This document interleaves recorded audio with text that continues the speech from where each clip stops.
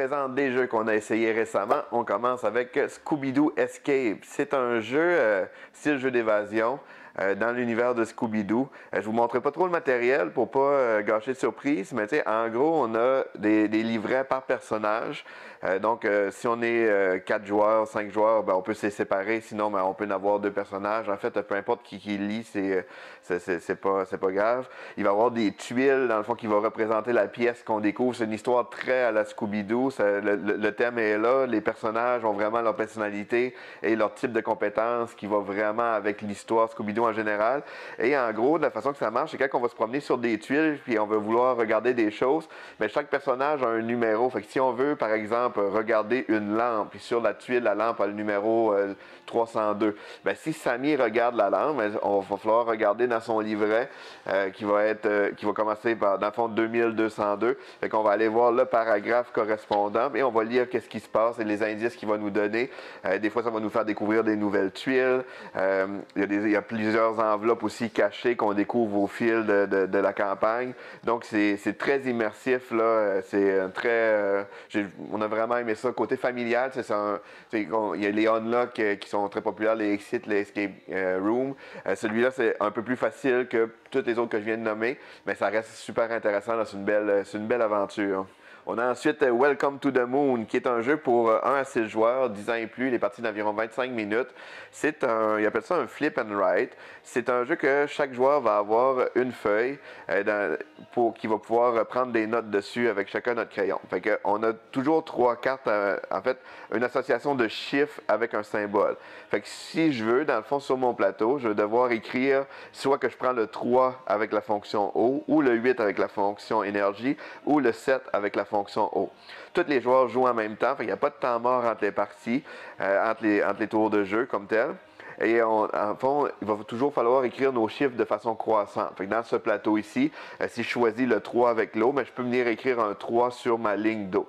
Puis comme je dis, il faut que ça soit croissant, c'est pas obligé de se suivre. Si je mets un 3 ici, mais après ça, je peux sauter tout de suite à 8, mais les chiffres vont jusqu'à 15, il faut faire attention.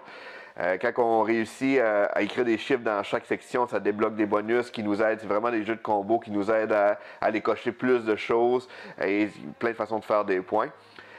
Le gros plus de ce jeu-là, c'est que ça, c'est le jeu vraiment juste de base, mais il y a tous les plateaux. En fait, les plateaux sont recto-verso et ils sont complètement différents. Il y a d'autres façons de compter des points. Il y a vraiment plusieurs types de plateaux.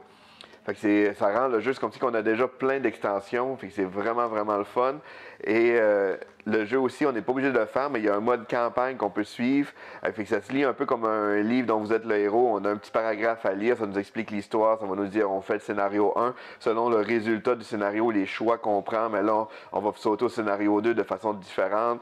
C'est d'autres objectifs qui vont être appliqués pour le scénario qu'on fait présentement. Donc c'est vraiment, c'est immersif, c'est bien fait. On a un gros coup de cœur là, pour toute l'équipe, en fait, toute l'équipe Lille au jeu. C'est un excellent jeu. Welcome to the Moon. On a aussi joué à 10, qui est un jeu pour 1 à 5 joueurs, les parties de 15 à 30 minutes pour 10 ans et plus. C'est un jeu de cartes là, assez simple. En fait, le but, c'est de faire des suites de cartes. Plus qu'on a de cartes qui se suivent par couleur, plus qu'on va faire de points. Puis pour jouer, c'est un jeu de prise de risque. Fait qu'à notre tour, on tourne des cartes puis on choisit quand on veut arrêter. L'affaire, c'est qu'il ne faut pas dépasser 10 dans les chiffres de couleur comme ça ou dans les chiffres style domino comme ça. L'autre affaire aussi, c'est qu'un soustrait l'autre. Fait que, comme ici, ça serait 4 moins 4 dans le fond. Fait que là, c'est comme si j'avais 0 dans ces chiffres-là. Fait que je pourrais décider de continuer à jouer comme ça. Fait que là, c'est comme si réellement j'ai 5 comme ça ou 4. Fait que là, je peux décider, là, j'arrive à 10. Fait que là, ce serait correct comme ça. Fait que là, si je tourne une autre carte avec un chiffre, mais là, je bosserais. Puis là, je perdrais mon tour dans le fond. Fait qu'à le rendu là, je choisis soit que je garde les chiffres, ou que je garde, c'est les cartes style domino. Si je garde les chiffres, je me sers des cartes pour compléter mes suites. Fait que c'est comme ici, je pourrais mettre mon 5 ici. Fait que là, maintenant, il manque juste le 3 puis le 4, ce qui est quand même le cœur du jeu. Ou sinon, à la place, je pourrais garder cette carte-là qui me permet de renflouer un peu la monnaie du jeu. Fait que là, j'aurais 4 petits jetons que je peux me servir parce qu'à la fin de notre tour, on va pouvoir aller acheter des cartes qui sont dans le marché. Si que je décide de prendre ces cartes-là, mais c'est tous les autres joueurs qui vont avoir celles-là. Fait que c'est tout le temps à considérer par rapport à l'offre qu'on va faire par rapport aux autres joueurs.